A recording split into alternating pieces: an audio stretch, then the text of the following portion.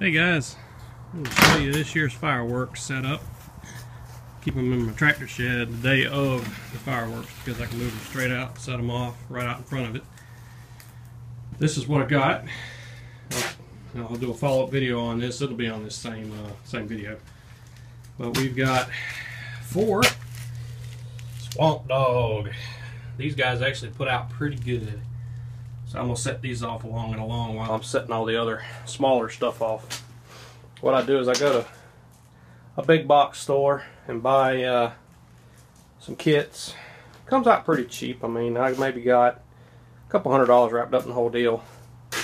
You got all of that. I go ahead and cut all the papers and stuff off the top of them so I don't end up with a bunch of crap all over my yard.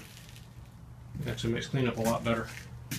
And then I've got some pieced together tubes, as well as the tubes that I've made over the last couple of years that I've done some videos on. So I'm going to go with these sets of 4s, those sets of 4s, and then you got 2 sets of 6s. Those having the multi-stage. Let's see, where's a multi-stage? That's like a 2. I think over here I got a 3, and there's a set of 4s in here too. I think they're right up there.